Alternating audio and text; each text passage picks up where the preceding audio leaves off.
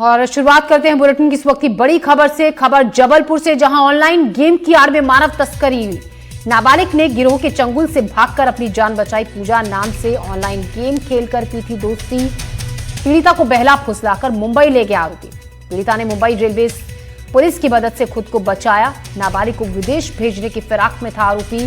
तनवीर आलम बताया जा रहा है आरोपी युवक का नाम। पुलिस ने मामला दर्ज कर शुरू कर दी है आरोपी की तलाश। तो जबलपुर में ऑनलाइन फ्री फायर गेम की आड़ में मानव तस्करी की संभावना का चौंकाने वाला मामला सामने आया है। जबलपुर में 16 साल की नाबालिग लड़की इस गिरोह का शिकार हो गई, जिसे बहला फुसलाकर मुंबई ले जाने की साजिश रची गई। गिरोह के चंगुल से छूटकर नाबालिग ने मुंबई रेलवे पुलिस की मदद से खुद को बचाया। परिजनों तक पहुंची जबलपुर एसपी संपत उपाध्याय ने पूरे मामले की गंभीरता से जांच का आश्वासन दिया है। साथ ही अभिभावकों से अपील भी की है कि वो बच्चों को ऑनलाइन गतिविधियों की निगरानी रखें, ताकि इस तरीके के अपराधों को रोका जा सके।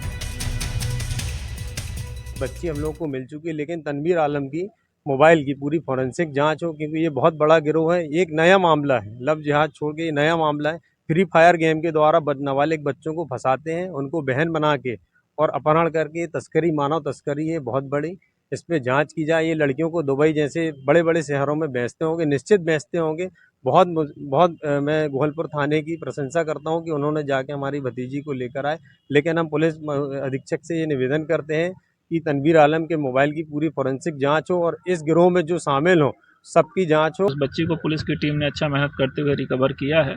प्रकरण में गंभीरता से जांच की जा रही है कि कौन कौन व्यक्ति हैं जो इसके लिए रिस्पॉन्सिबल हैं और क्या उनका मंशा रही है। जांच के बाद जो भी तथ्य आएंगे उस हिसाब से अग्रिम वैधानिक कार्रवाई की जाएगी।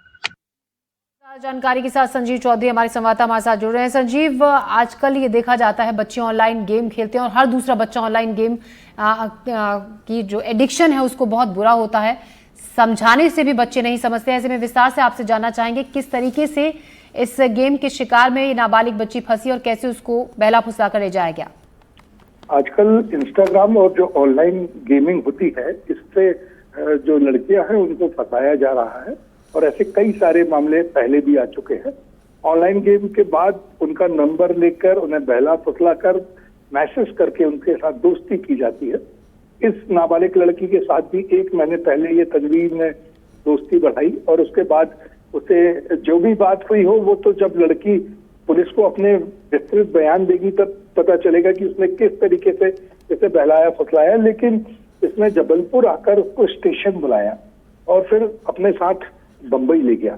बंबई ले जाने के बाद लड़की को जब वो कहीं बात कर रहा था तो इस बात का एहसास हुआ। उसने इन शब्दों का प्रयोग किया है कि माल आ गया है, डिलीवरी कहाँ देनी। तब उसको समझ में आया कि ये उसे माल कह रहे हैं और ये किसी को सौंपने की तैयारी है। तब वो लड़की घबराई कि ये हमारा दोस्त नहीं हो सकता। उसने जीआरपी को खबर की, जीआरपी ने जबलपुर पुलिस को खबर की और लड़की सुरक्षित बरामद हो गई।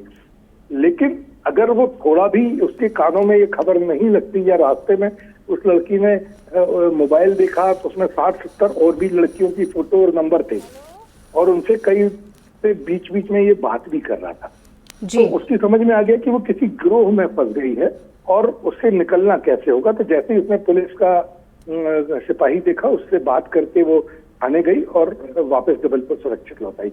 बच्चों के लिए सबसे बड़ी बात यह है कि किसी भी तरीके की ऑनलाइन गेमिंग एक तो ना करें, अगर करते हैं तो किसी से दोस्ती ना करें और किसी की बहलाई फुसलाई बातों में ना आए। छोटे बच्चे हैं, 16 साल की लड़की है, नाबालिग है, बहुत ज्यादा उसने दुनिया देखी नहीं है। जब कोई दोस्त मिल जाता है, वो अच्छी बातें करता है तो बच्चे फंस जाते हैं और इसी तरीके से पूरे देश भर में बड़ी मात्रा में बच्चों को फंसाया जा रहा है। किसी को बेचा जाता है, किसी के साथ भिक्षावृत्ति कराई जाती है और कुछ लोग फंस जाते हैं जंगल में, चाल में। तो बच्चों को, माँ बाप को भी इस बात का ख्याल रखना चाहिए कि बच्चे कर क्या रहे हैं। उनके सभी के हाथ में गैजेट्स है, सभी ऑनलाइन गेमिंग कर रहे हैं, इंस्टाग्राम में है, फेसबुक में है। लेकिन माँ बाप का ये कर्तव्य है कि वो अपने बच्चों के ऊपर इस बात का ध्यान रखें कि वो बहुत सारा समय यदि ऑनलाइन गेमिंग में बिता रहे हैं तो वो क्या कर रहे हैं, वो क्यों कर रहे हैं। मानसिक रूप से भी परेशानी होती है, सामाजिक रूप से और आर्थिक रूप से। तो इस तरीके से न सिर्फ बच्चों को सावधान रहना चाहिए, बल्कि माँ बाप को, पेरेंट्स को भी बहुत सावधान रहना चाहिए कि बच्चे आखिर इतना लंबा समय ऑनलाइन गेमिंग जी, में बिता जी। रहे हैं या इंस्टाग्राम में बिता रहे हैं, तो किससे बात। बिल्कुल पेरेंट्स को सावधान होने की जरूरत है जिस तरीके से ये मामला सामने आया है। शुक्रिया जानकारी के लिए संजीव आपका। तो एक नाबालिग जिसको ऑनलाइन गेम के जरिए फंसाया गया और उसको बाहर भेजने की फिराक में था आरोपी, फिलहाल पुलिस इस पूरे मामले की जांच पड़ताल कर रही है। खबरों